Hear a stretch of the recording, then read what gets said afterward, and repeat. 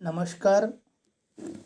सर्वप्रथम बी ए भाग 3च्या विद्यार्थ्यांचे खूप खूप अभिनंदन.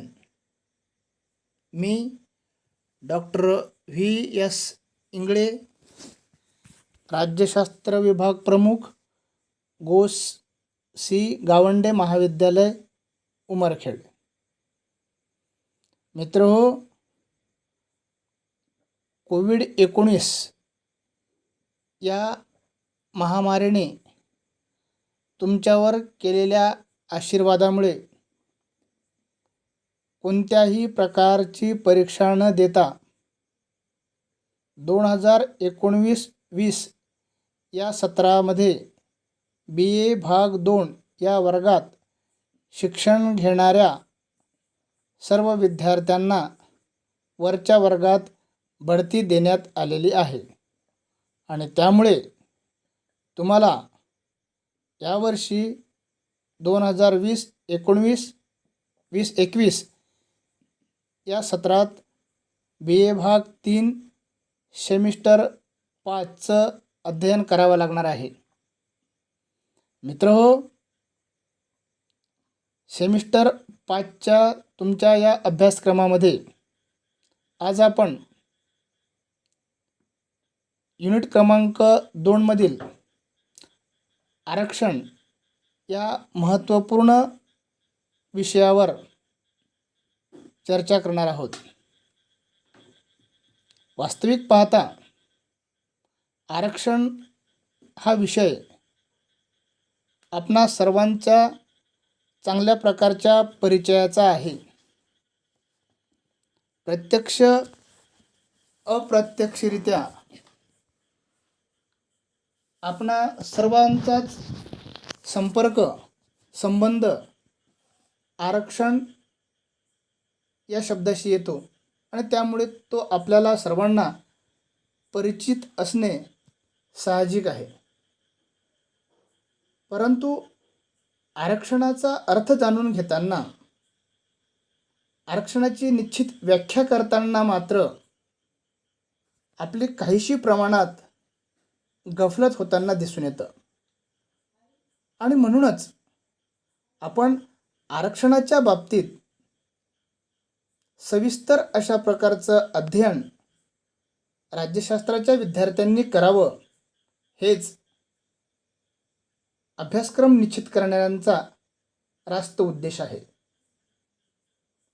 जेव्हा आपण आरक्षणाच्या बाबतीमध्ये बोलण्याचा प्रयत्न करतो तेव्हा आरक्षणाकडे पाहण्याचा दृष्टिकोन हा समाजांचा वेगवेगळ्या प्रकारचा आहे. आरक्षण हे नेमकं काय आहे? आरक्षणाचा व्यापक अर्थ राज्यशास्त्राच्या अभ्यासकांनी समजून घेणे गरजेचे आहे. आरक्षण म्हणजे काय? आरक्षण कशाला म्हणतात? तर आरक्षण हा या शब्दाचे इंग्रजी भाषांतर रिझर्वेशन असे आहे. रिझर्वेशन किंवा आरक्षण म्हणजे विशिष्ट वर्गातील किंवा गटातील लोकांसाठी राखून ठेवलेली जागा असा आपल्याला सोपा अर्थ घेता येईल. तसा आरक्षणाचा प्रमुख उद्देशसुद्धा हाच असताना आपल्याला दिसून येतो की सर्वांना समान वाटप किंवा समाजातील दुर्बल घटकांना समानतेच्या पातळीवर आणण्यासाठी त्यांना दिलेली विशेष संधी होय. म्हणजेच आरक्षण देण्याचे कारण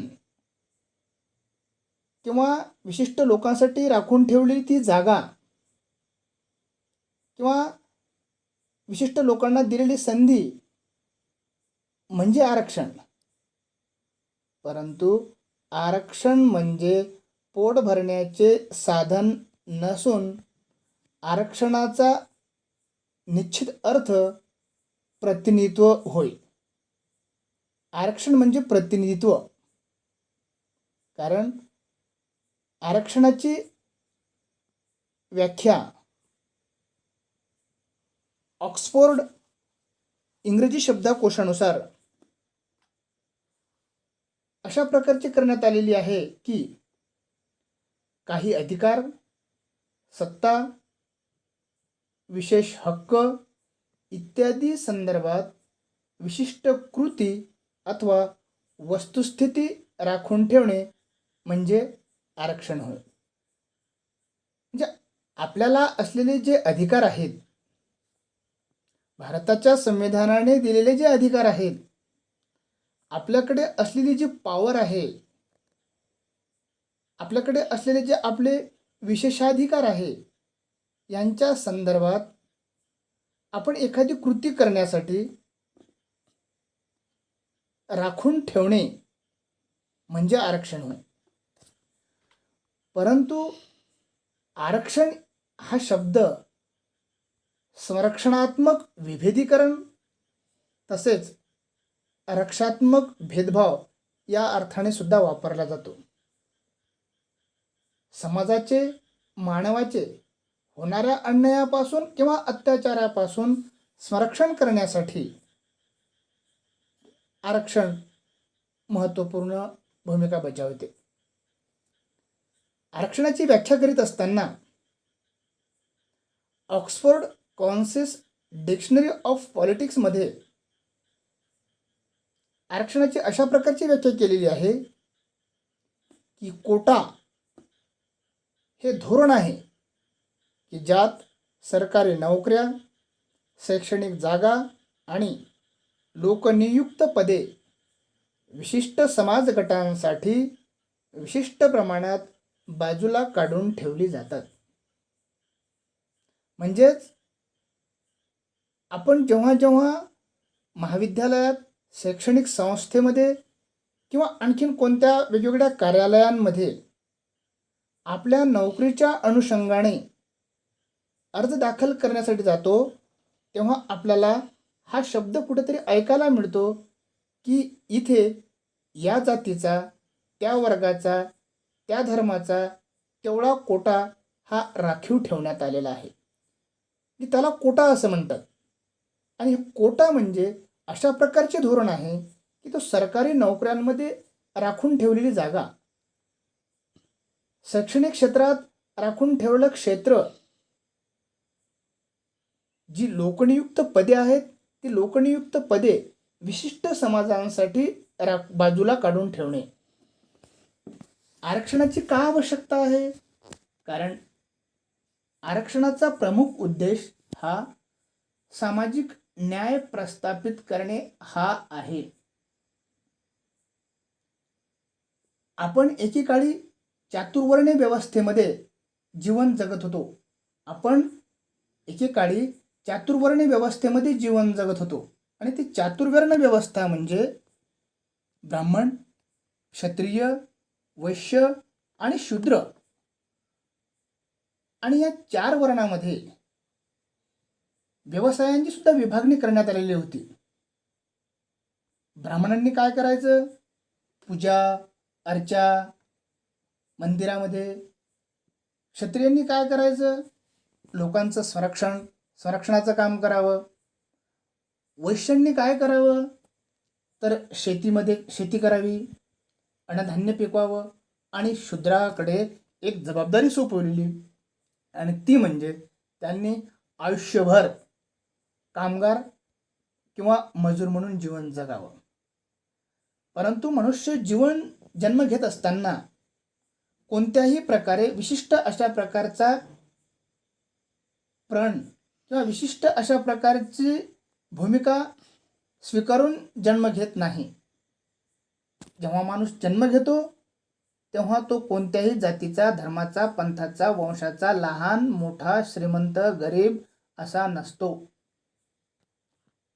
तर तो कोणत्याही प्रकारच्या शृंखलाशिवाय त्यांनी या भूमीवर पाऊल ठेवलेलं असतं. परंतु हळूहळू या वर्णव्यवस्थेमध्ये त्याला वेगवेगळ्या प्रकारचं संबोधलं जातं. अशा वेळी सर्वांना समान न्याय असावा, सर्वांना समान वागणूक मिळावी, ही निसर्गतःच सगळ्यांना सर्वश्रुत आहे.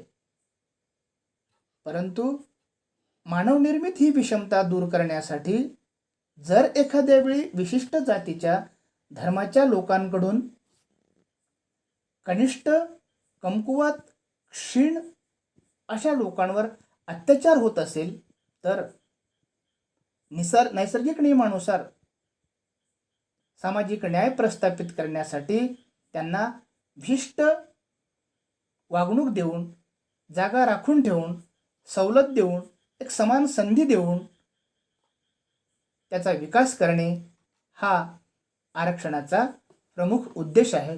म्हणून ऑक्सफोर्ड कॉन्सेस डिक्शनरी ऑफ पॉलिटिक्सच्या व्याख्येमध्ये कोटा धोरण हे स्वीकारलेलं आहे.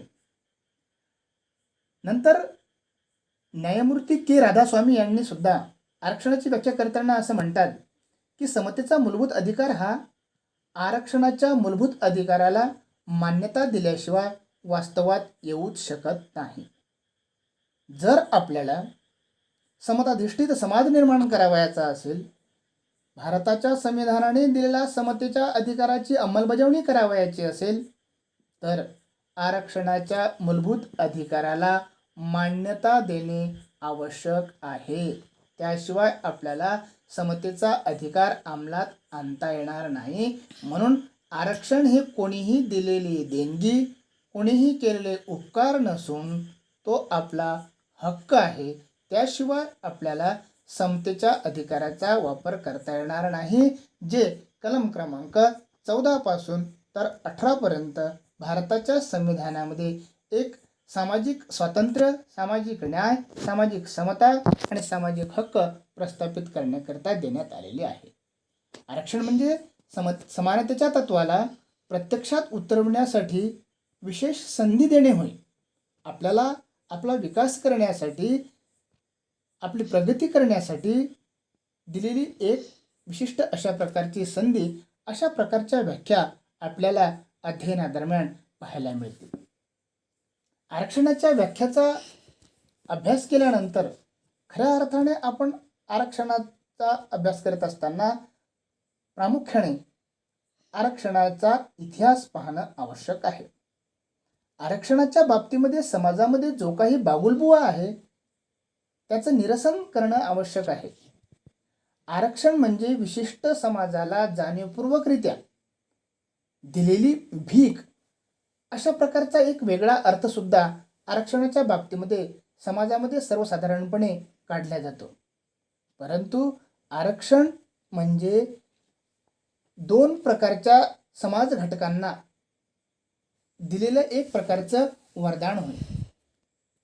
राज्याच्या अखत्यारीत येणारं आरक्षण हे दोन प्रकारचं असते. एक सार्वजनिक सेवा व शैक्षणिक क्षेत्र आणि दुसरं राजकीय पदे. दोन प्रकारच्या या आरक्षणामध्ये पहिलं आरक्षण हे कशा प्रकारचं आहे? अनेक वेळा आपण अभ्यास करत असताना किंवा समाजामध्ये वावरत असताना असं म्हणतोय की भारताच्या संसदेने 10 वर्षाकरिता आरक्षणाची सवलत आणखीन वाढविलेली आहे. परंतु 10 वर्षाकरिता भारताच्या संसदेने वाढविलेली जी 10 वर्षाची मर्यादा आहे, ती मर्यादा कोणत्या आरक्षणासाठी आहे हे मात्र राज्यशास्त्राच्या अभ्यासकांनी समजून घेणे आवश्यक आहे. आरक्षणाच्या बाबतीमध्ये जेव्हा फार मोठ्या प्रमाणावर चर्चा, विचारविनिमय आणि धोरण निश्चिती सुरू होती, तेव्हा मात्र आरक्षणाच्या बाबतीमध्ये आग्रही असणारे डॉक्टर बाबासाहेब आंबेडकर व महात्मा गांधी यांच्यामध्ये मोठ्या प्रमाणात आपापल्या विचाराची धुमचक्री झाली. आणि तेव्हा डॉक्टर बाबासाहेब आंबेडकर असं म्हणतात की सर्वसामान्य समाजाला तळागाळातून वर काढावयाचं असेल तर 2 प्रकारचे आरक्षण देणं आवश्यक आहे. आणि ते 2 प्रकारचे आरक्षण म्हणजे सामाजिक आरक्षण आणि दुसरं राजकीय आरक्षण. सामाजिक आरक्षणाची काय आवश्यकता आहे? सामाजिक आरक्षणाची आवश्यकता ही खऱ्या अर्थाने सामाजिक न्याय प्रस्थापित करण्यासाठी आहे. आपल्या शैक्षणिक दर्जा उंचावावा, आपल्याला शैक्षणिक क्षेत्रात सर्वांनाच शिक्षण घेण्याची समान संधी मिळावी, शिक्षणाच्या बाबतीमध्ये आपण परिपूर्ण व्हावं,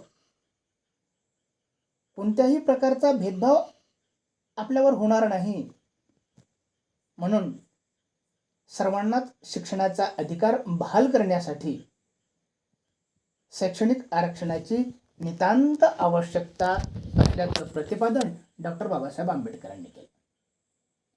कारण शैक्षणिक आरक्षण का आवश्यक आहे? एकेकाळी आमच्या या देशामध्ये शिक्षणाचा अधिकार हा विशिष्ट वर्गाच्या लोकांना होता. सर्वसामान्य माणसांना शिक्षणाचा अधिकार नव्हता. अशा वेळी जन्म घेतलेल्या सर्वच मानव जातीला शिक्षणाची दालनं खुली करावयाची असेल तर शैक्षणिक आरक्षणाशिवाय कोणत्याही प्रकारचा पर्याय नव्हता. कारण शिक्षण हे वाघिणीचं दूध आहे. शिक्षण घेतल्याशिवाय माणसाचा विकास होऊ शकत नाही.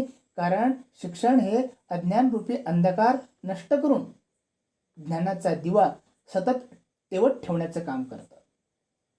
आणि पर्यायाने आपण शिक्षण घेतल्यानंतर साहजिकच आपला आर्थिक दर्जासुद्धा उंचावण्यास मदत होते. आणि म्हणून श्रीमंत आणि गरीब यांच्यामधली दरी कमी करावयाची असेल व मध्यमवर्गीयांचा विकास करावयाचा असेल तर सार्वजनिक क्षेत्रामध्ये आणि शैक्षणिक क्षेत्रामध्ये आरक्षणाची आवश्यकता आहे. आमच्या या समाजामध्ये वेगवेगळ्या जातीच्या आधारावर व्यवसायांची वाटणी केलेली आहे. स्वच्छतेचे काम कोणी करावे, संडास साफ करण्याचं काम कोणी करावं, चप्पल करण्याचं काम कोणी करावं, केस कापण्याचं काम कोणी करावं, फर्निचर तयार करण्याचं काम कोणी करावं, मडकी भरण्याचं काम कोणी करावं, ह्या सर्वांची वाटणी जातीच्या आधारावर करण्यात आलेली आहे. आणि उच्चवर्गीयांनी मात्र केवळ मोठमोठ्या पदांवर आपला जन्मजात हक्क असल्याचा दावा करून आर्थिकदृष्ट्या क्षीण असलेल्या आणि शैक्षणिकदृष्ट्या अज्ञानी असलेल्या लोकांवर आपले विचार थोपविण्याचं काम केलं. मंदिरामध्ये पुजारी म्हणून कोणाचा अधिकार आहे? मंदिरावर कोणाचा अधिकार असावा? महाधिपती कोण असावं? शंकराचार्य कोण असावं? अशा प्रशासकीय कार्यालयांमध्ये संख्येने जास्त कोण असावं? मुख्यमंत्री, पंतप्रधान, मंत्रिमंडळामधले पहिल्या, दुसऱ्या, तिसऱ्या, चौथ्या, पाचव्या क्रमांकाचे पद हे कोणाला द्यावीत? अशा प्रकारची जी इच्छा नेहमीच वरिष्ठांनी सर्वसामान्य माणसावर थोपवण्याचं काम केलं, अशा वेळी आरक्षणाशिवाय दुसरा कोणत्याही प्रकारचा पर्याय शिल्लक उरत नाही. म्हणून तळागाळातल्या लोकांना आपली प्रगती आणि विकास करण्यासाठी सार्वजनिक सेवा व शैक्षणिक क्षेत्रामध्ये आरक्षणाची आवश्यकता आहे. जोपर्यंत माणूस आपल्या चांगल्या प्रकारे जीवन जगण्याच्या स्तरापर्यंत पोहोचत नाही, जोपर्यंत त्याला समान दर्जा दिला जात नाही, जोपर्यंत त्याला समान वागणूक दिल्या जात नाही, जोपर्यंत त्यांच्यासोबत समानतेने वावरण्याचा प्रयत्न समाजाकडून केला जात नाही, तोपर्यंत हे आरक्षण कायमस्वरूपी ठेवावं अशा प्रकारची तरतूद भारताच्या संविधानामध्ये निश्चित करण्यात आलेली आहे. यासाठी कोणत्याही प्रकारची भारताच्या संसदेची किंवा आणखीन कोणत्याही कार्यालयीन अधिकाऱ्यांची, मंत्र्यांची किंवा पंतप्रधानाची संमती असण्याची आवश्यकता नाही. दुसऱ्या क्रमांकाचं जे आरक्षण आहे ते आरक्षण आहे राजकीय अधिकार प्राप्त करून घेण्यासाठी. राजकीय स्तरावर जर या कनिष्ठ स्तरावर असणाऱ्या लोकांना राजकीय अधिकारापासून वंचित केल्या जात असेल तर त्यांना राजकीय अधिकार प्रदान करून त्यांना मतदानाचा अधिकार देणे, निवडणुकीमध्ये उभं राहण्याचा अधिकार देणे, निवडून येण्याचा अधिकार देणे आणि त्यांना राजकारणामधली कोणत्याही प्रकारची पदं प्राप्त करण्याचा अधिकार असावा. जर ते निवडणुकीमध्ये निवडून येऊ शकत नसतील तर त्यांना वेगवेगळ्या मतदारसंघांमध्ये राखीव मतदारसंघ निश्चित करून संसदेमध्ये प्रतिनिधित्व देण्याचा प्रयत्न या राजकीय आरक्षणाच्या माध्यमातून करण्यात येतो. कारण राजकीय आरक्षणाशिवाय एकेकाळी विशेषाधिकार प्राप्त किंवा उच्चवर्गीय लोक राज्यातील सर्व किंवा बहुतांश सत्तेच्या मानाच्या जागा ह्या प्रभावशाली असलेल्या वर्गांसाठी राखून ठेवल्या जात असत.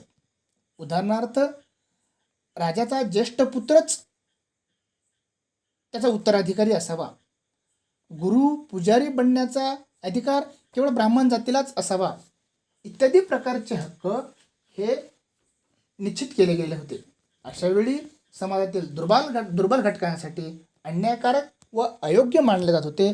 त्यामुळे राजकीय आरक्षणाची आवश्यकता प्रतिपादन केली आणि राजकीय आरक्षणाची मर्यादा ही भारताच्या संविधानामध्ये 10 वर्षासाठी निश्चित करण्यात आलेली आहे. जर त्यांना योग्य प्रतिनिधित्व मिळत नसेल किंवा राजकीय दृष्टिकोनातून अन्याय होतो असा समज असेल, असं वाटत असेल, तर त्यावेळी भारताच्या संसदेमध्ये 10 वर्षाकरता राजकीय आरक्षणाची मर्यादा वाढविली जाते. अशा प्रकारचा हा राजकीय आरक्षणाचा इतिहास व सामाजिक व शैक्षणिक आरक्षणाचा इतिहासाचा अभ्यास करण्याची आवश्यकता राज्यशास्त्राच्या अभ्यासकांना वाटत असल्याचं मला वाटतं. त्यानंतर आपण आरक्षणाच्या बाबतीमधला नंतरच्या मुद्द्याकडे वळूया की भारतामध्ये आरक्षणाचं धोरण निश्चित करण्याच्या अगोदर, भारताला स्वातंत्र्य मिळण्याच्या अगोदर ब्रिटिश काळामध्ये कशा प्रकारे ब्रिटिशांनी आरक्षणासंबंधीचे धोरण निश्चित केलेलं असेल. आपण बघूया की ब्रिटिशकालीन भारताचे आरक्षण संबंधीचे धोरण कशा प्रकारचे होते. ब्रिटिशांनी काय केलं? इसवी सन 1600 मध्ये भारतामध्ये येऊन ईस्ट इंडिया कंपनीची स्थापना केली. हळूहळू आपली पाळेमुळं पसरवली आणि आपली पाळेमुळं पसरत असताना राजकीय क्षेत्रामध्ये सुद्धा त्यांनी आपला दबदबा निर्माण करण्याचा प्रयत्न केला. परंतु आमच्या देशामध्ये अनेक असलेले जे संस्थानिक आहे, त्यामुळे राजकीय दृष्टिकोनातून ब्रिटिशांवर आपला वचक निर्माण करणे आमच्या संस्थानिकांना अशक्य झाले. अशावेळी 1857ला आमच्या देशामध्ये एक स्वातंत्र्य समर सुरू झाला, स्वातंत्र्याचा उठाव सुरू झाला. स्वातंत्र्याची ठिणगी ही 1857ला पडली आणि त्या समोर अनेक घडामोडी भारताच्या राजकारणामध्ये घडण्यास सुरुवात झाली. 1857 नंतर भारताच्या स्वातंत्र्याचा उठाव सुरू झाला. 1885ला भारतीय राष्ट्रीय काँग्रेसची स्थापना झाली आणि भारतीय स्वातंत्र्य आंदोलनाचं नेतृत्व भारतीय राष्ट्रीय काँग्रेसने स्वीकारलं. अशावेळी ब्रिटिशांच्या पायाखालची वाळू ही घसरायला लागली आणि तेव्हा ब्रिटिशांनी इंडियन काउन्सिल ॲक्ट नावाचा कायदा 1892 मध्ये तयार केला आणि या कायद्यानुसार केंद्रीय आणि प्रांतिक विधिमंडळामध्ये जवळपास 50% सभासद गैरसरकारी असावेत अशा प्रकारची तरतूद करण्यात आली. म्हणजे ब्रिटिशांनी आरक्षणासंबंधी किंवा भारतामध्ये असलेले जे वेगवेगळ्या जातीची, धर्माची, पंथाची, वंशाची लोक आहेत त्यांना कशा प्रकारे राज्यकारभारामध्ये किंवा आपल्या धोरणामध्ये समाविष्ट करून घ्यावं, कार्यालयामध्ये, ऑफिसेसमध्ये कशा प्रकारचं समाविष्ट करून घ्यावं, त्यासाठी 1892च्या कायद्यामध्ये त्यांनी विधिमंडळामध्ये भारतातील जवळपास 50% सभासद हे गैरसरकारी असावेत अशी तरतूद करण्यात आली की जे सरकारी नसतील, खाजगी, गैरसरकारी म्हणजे खाजगी असावीत अशी तरतूद करण्यात आली आणि काहीसं एक थोडंसं गांजर भारताच्या लोकांना दाखवण्याचा प्रयत्न केला. परंतु त्यामुळे मात्र भारतातील जनता ही खुश झालेली नाही. भारतातील जनता नाखुश होती आणि त्यानंतर 1892 नंतर भारताच्या राजकारणामध्ये सुद्धा अनेक घडामोडी घडत गेल्या. 1905 मध्ये बंगाल प्रांतांची फाळणी झाली. राष्ट्रीय काँग्रेसमध्ये जहाल गटाचा उदय झाला. वंगभंग आंदोलन सुरू झालं आणि अशा वेळी ब्रिटिशांबद्दल भारतीय जनतेच्या मनामध्ये मधला असंतोष हा जास्त खदखदण्यास सुरुवात झाली. आणि म्हणून अशा वेळी भारतीयांना शांत करण्यासाठी मोर्ले मिंटो नावाचा एक सुधारणाविषयक कायदा 1909 मध्ये ब्रिटिशांनी तयार केला. आणि 1909च्या मोर्ले मिंटो सुधारणाविषयक कायद्यानुसार मुस्लिमांचे स्वतंत्र मतदारसंघ निर्माण केले. मुळातच ब्रिटिशांचे धोरण हे समाजामध्ये फुटीरतावादी प्रवृत्तीचे बीज रोवून आमच्या देशामधली जी विविधता आहे त्या विविधतेला भेदून फोडा आणि राज्य करा या नीतीनुसार हिंदू आणि मुस्लिमांना केवळ विभक्त करण्यासाठी 1909च्या सुधारणाविषयक कायद्यानुसार मुस्लिमांचे स्वतंत्र मतदारसंघ निर्माण केले आणि प्रथमच या देशामध्ये धार्मिक तत्वावर कायद्यानुसार आरक्षण देण्यात आलं. नंतर मुस्लिम आणि हिंदू यांच्यामध्ये मोठ्या प्रमाणामध्ये वाद सुरू झाला. हिंदू आणि मुस्लिम एकमेकापासून दूर जायला लागले. 1909च्या कायद्यानुसार केंद्रीय विधिमंडळामध्ये जे आरक्षण मिळालं त्यामधून बंगालमधून 2, मद्रास, बिहार, ओरिसा, मुंबई व संयुक्त प्रांत यातून 1 अशा प्रमाणे 6 सभासद मुस्लिमांचे असणार यावर शिक्कामोर्तब झालं. परंतु त्यामुळे जो नाराज समाज होता, जी नाराज जनता होती, त्यांच्या मनामधले मात्र खदबद ही वेगळ्या प्रकारची होती. आणि अशा वेळी त्यांना सुद्धा काही प्रमाणात खुश करता यावे म्हणून इंग्रजांनी पुन्हा 1919चा मॉन्टेगू चेम्सफोर्ड सुधारणाविषयक कायदा मंजूर केला आणि द्विगृही कायदेमंडळ निर्माण करण्यात आलं. आणि या द्विगृही कायदेमंडळामध्ये मात्र दोन्ही सभागृहामध्ये की ज्यामध्ये पहिलं सभागृह हे काउन्सिल ऑफ स्टेट आणि दुसरं केंद्रीय लेजिस्लेटिव्ह असेंब्ली अशा प्रकारच्या या 2 मतदारसंघांमधून वेगवेगळ्या प्रकारच्या लोकांना निवडून आणण्याचा घाट ब्रिटिशांनी 1919च्या सुधारणाविषयक कायद्याद्वारे तयार केला. आणि त्यामध्ये कोणते कोणते मतदारसंघ असतील, द्विगृही कायदेमंडळामध्ये कोणकोणत्या प्रकारचे लोक निवडून यावेत, तर त्यासाठी त्यांनी सामान्य मतदारसंघ, युरोपियन व्यापारी, जातीय मतदारसंघ, जमीनदार, युरोपियन, भारतीय व्यापारी, मुस्लिम, भारतीय ख्रिश्चन अशा वेगवेगळ्या जातींसाठी व वेगवेगळे राखीव मतदारसंघ अशी तरतूद करण्यात आली. म्हणजे जातीसाठी राखीव मतदारसंघ असावेत अशी तरतूद 1919च्या चेम्सफोर्ड सुधारणाविषयक कायद्यानुसार ब्रिटिशांनी भारतांना दिले. आणि हे जातीय मतदारसंघ केवळ भारतातील जनतेला लुभावण्यासाठी देण्यात आलेली तरतूद होती. या अशा प्रकारच्या राखीव मतदारसंघामधली ब्रिटिशांचे जे धोरण होतं ते मात्र काहीसं वेगळं होतं. कारण त्यांना सामाजिक न्याय प्रस्थापित करण्यापेक्षा ब्रिटिश साम्राज्य मजबूत करणे हे जास्त आवश्यक होतं. आणि म्हणून त्यांचा संपूर्ण फोकस हा सामाजिक न्याय प्रस्थापित न करता यांना वेगवेगळ्या माध्यमातून विभक्त करून केवळ आपलं साम्राज्य अधिक कशाप्रकारे बळकट करता येईल यासाठीचं संपूर्ण योजना त्यांनी या वेगवेगळ्या कायद्याच्या माध्यमातून देण्याचा प्रयत्न केला.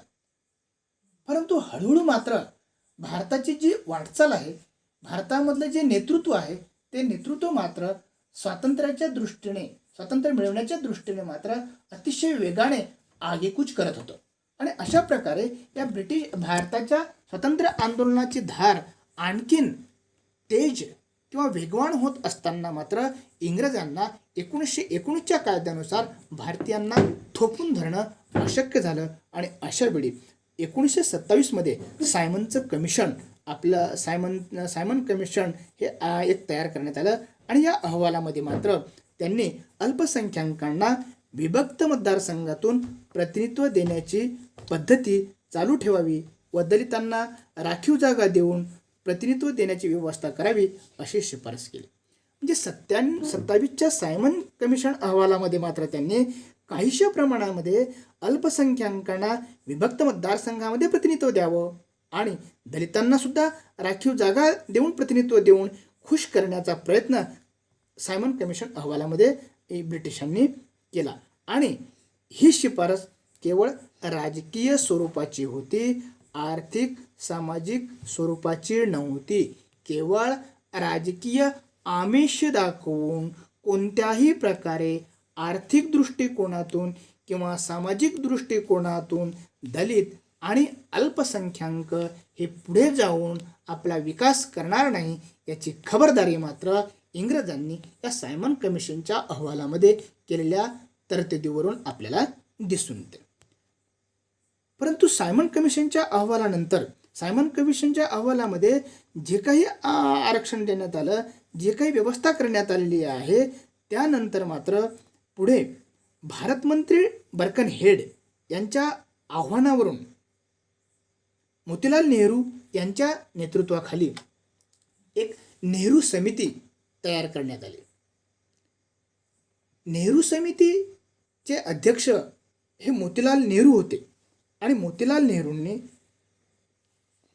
राष्ट्रीय काँग्रेसच्या सोबत किंवा राष्ट्रीय काँग्रेसने आपल्यावर टाकलेली जबाबदारी पार पाडत असताना एक नेहरू समिती नावाचा अहवाल तयार केला आणि त्या नेहरू समितीच्या अहवालामध्ये मागासवर्गीयांना, दलितांना कायदेमंडळामध्ये राखीव जागांची तरतूद करण्यात आलेली नाही.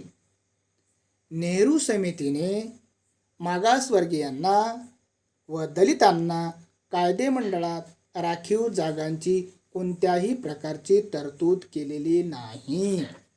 बर्कनहेडन यांनी आव्हान केल्यानंतर सुद्धा बर्कनहेडनला का आवाहन करावं लागलं तर सायमन कमिशनच्या अहवालामध्ये देण्यात आलेलं जे प्रतिनिधित्व आहे त्यामुळे भारतीय जनता किंवा भारतामधली जनता ही असंतुष्ट असल्यामुळे भारतीय नेत्यांच्या नेतृत्वाखाली एखादी समिती स्थापन करून त्यांना निर्णय घेण्याचा अधिकार द्यावा म्हणून भारतमंत्री डॉक्टर बर्कनहेड यांनी मोतीलाल नेहरूंच्या नेतृत्वाखाली एक समिती स्थापन केली आणि त्यांना तो अधिकार दिला.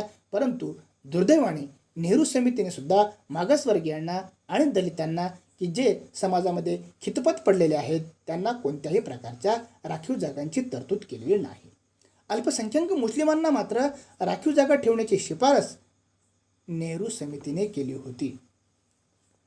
आज वर्तमान काळामध्ये किंवा सध्याच्या काळामध्ये नेहरू घराण्यावर किंवा नेहरूंच्या विचारावर जे आगपाकट केली जाते किंवा जो विरोध केला जातो आरक्षणाच्या दृष्टिकोनातून, अल्प किंवा जातींच्या दृष्टिकोनातून, तेव्हा मात्र नेहरूंनी किंवा नेहरू घराण्याने अल्पसंख्याक मुस्लिमांकडे नेहमीच आपला वरदहस्त किंवा आपला आशीर्वाद कायमस्वरूपी ठेवण्याचा प्रयत्न हा मूळतः पूर्वीपासून चालत असलेला आपला नेहरू समितीच्या अहवालावरून दिसून येतं.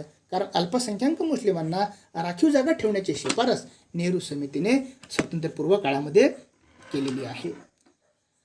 नंतर अशा प्रकारची भारतामध्ये राजकीय व घटनात्मक व्यवस्था कशी असेल, जातीय प्रतिनिधी यावर विचारविनिमय कशा प्रकारचा करावा, लोकांना जर आपल्याला सामावून घ्यावयाचं असेल, सर्वांना जर सारखे अधिकार द्यावयाचे असेल तर काय करावं.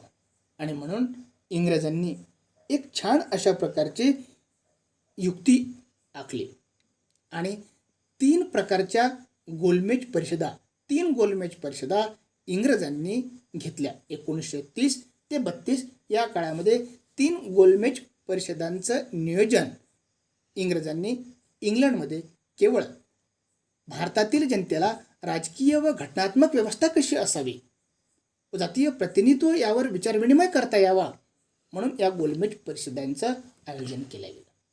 या गोलमेज परिषदेमध्ये भारतामधले काँग्रेसचं नेतृत्व व दलितांचं नेतृत्व करणारे वेगवेगळे प्रतिनिधी गेलेत.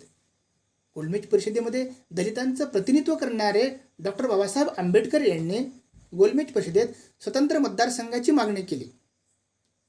परंतु त्यावेळी मात्र काहीशा प्रमाणात राष्ट्रीय काँग्रेसचं नेतृत्व बाबासाहेब आंबेडकरांवर नाराज असलेलं आपल्याला दिसून येतं. आणि त्यामुळे केवळ राष्ट्रीय काँग्रेसच्या विरोधामुळे असं म्हटलं तर फारसं अनुचित होणार नाही. आणि म्हणून या गोलमेज परिषदेमध्ये महात्मा गांधीजींनी दलितांना वेगळे मतदारसंघ देण्यास विरोध केला. आणि तेव्हापासून डॉक्टर बाबासाहेब आंबेडकर व महात्मा गांधी यांच्या आरक्षणासंबंधीच्या धोरणामध्ये खटके उडण्यास सुरुवात झाली.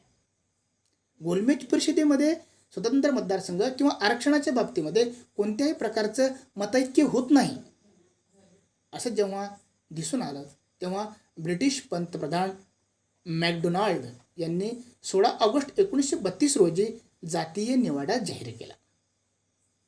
जर भारतामधलं नेतृत्व आपापसामध्ये चर्चा करून मतैक्य करत नसेल तर त्यावेळी त्यांना खुश करण्यासाठी म्हणून एक जातीय निवाडा जाहीर केला. आणि या जातीय निवाड्यानुसार मुस्लिम, शीख, भारतीय, ख्रिश्चन, महिला, दलित यांना मतदारसंघ देण्यात येईल. तसेच कामगार, कारखानदार, जमीनदार, विद्यापीठ व व्यापाऱ्यांनाही स्वतंत्र मतदारसंघ असतील व दलितांना विभक्त मतदारसंघाबरोबरच सामान्य मतदारसंघातूनही निवडणूक लढवण्याचा अधिकार असेल असे गोलमेज परिषदेत जाहीर केले. ह्यामध्ये सर्व जाती धर्मांना स्वतंत्र मतदारसंघ असतील असं जाहीर करण्यात आलं. दलितांना सुद्धा विभक्त मतदारसंघामधून निवडणूक लढता येईल आणि स्वतंत्र मतदारसंघ सुद्धा असतील असं जाहीर केलं. परंतु डॉक्टर बाबासाहेब आंबेडकरांनी ज्या स्वतंत्र मतदारसंघाची मागणी केली की ज्यामधून अस्पृश्याचे प्रतिनिधी अस्पृश्यांनीच निवडावे, त्याला मात्र ब्रिटिशांनी हिरवा सिग्नल दिलेला नाही किंवा अनुमती दिलेली नाही. आणि त्याला दुर्दैव म्हणावे की काय, आजपर्यंत सुद्धा जरी आरक्षण असेल तरी आरक्षणाच्या आधारावर निवडून येणारा प्रतिनिधी हा आरक्षण असलेल्या जनतेकडून निवडला जात नाही. कदाचित ते गोलमेज परिषदेचं अपयश, राष्ट्रीय काँग्रेसचं अपयश की बाबासाहेब आंबेडकरांचं अपयश असेल या संबंधीचा विचार करणं किंवा त्यासंबंधी प्रश्नचिन्ह उपस्थित करणे हे राज्यशास्त्रांच्या अभ्यासकासमोर एक प्रकारचं आव्हान आहे. अशा प्रकारे भारतामध्ये आरक्षणासंबंधीचा इतिहास, ब्रिटिशकालीन आरक्षणासंबंधीचे धोरण याबाबत आपल्याला विचार करावा लागेल. आणि जर कोणत्याही प्रकारे आरक्षणाच्या बाबतीमध्ये जर आपले वेगळे विचार असेल तर ते बाजूला ठेवून केवळ सामाजिक, आर्थिक, राजकीय, न्याय, स्वातंत्र्य, समता, बंधुता प्रस्थापित करून समताधिष्ठित समाज निर्माण करण्यासाठी आरक्षण अतिशय महत्त्वपूर्ण आणि आवश्यक आहे असंच आपल्याला दिसून येतं. आणि ते आवश्यक आहे असे माझे वैयक्तिक मत आहे.